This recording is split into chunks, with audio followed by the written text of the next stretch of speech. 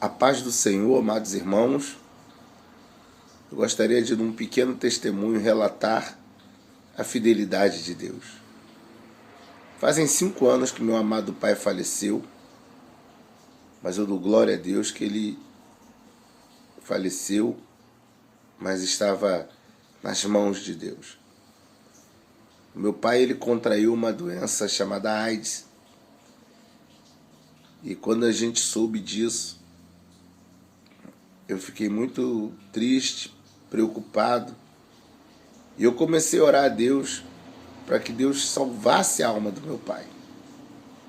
Eu não pedi a cura física, mas a cura espiritual, porque meu pai era um afastado do Evangelho. E Deus falou comigo que iria salvar meu pai.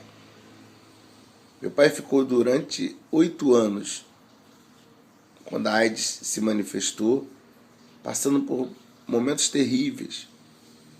Meu pai, ele morava no interior do Rio de Janeiro, na casa de uma irmã que era viúva. E a última vez que eu vi o meu pai não lembrava nem quem eu era mais. Isso foi muito doloroso. Mas fazia parte do propósito de Deus. Certa vez meu pai disse para alguns irmãos: parem de orar por mim, deixa eu morrer que eu não aguento mais sofrer. Mas não tinha entregado ainda os seus caminhos a Jesus. E Deus sempre me dizia que aquela enfermidade não era para a morte, mas era para a glória de Deus. A morte que Deus dizia era morte física, espiritual, quer dizer.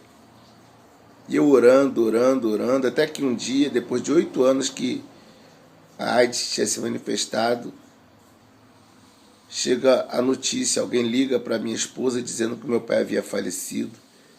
Eu estava fazendo um trabalho na casa de um amigo e minha esposa liga chorando, dizendo que meu pai faleceu. E eu fiquei sem entender, porque Deus tinha me dito que meu pai seria salvo, mas meu pai não tinha, eu não sabia, meu pai não tinha se reconciliado com Jesus. E eu vim para casa, e eu pedi uma palavra a Deus, e Deus me deu a palavra: vinde a mim, todos que estáis cansados e oprimidos, e eu vos aliviarei. Meu pai realmente estava cansado. E viajei para essa cidade, cheguei lá no dia seguinte, 6 horas da manhã, no velório do meu pai. Teve uma cerimônia, e no fim da cerimônia uma prima minha me chamou e falou: meu primo, fica tranquilo, porque 2 dias antes do tio Jorge morrer, ele aceitou Jesus. E eu pude ver que realmente Deus é fiel.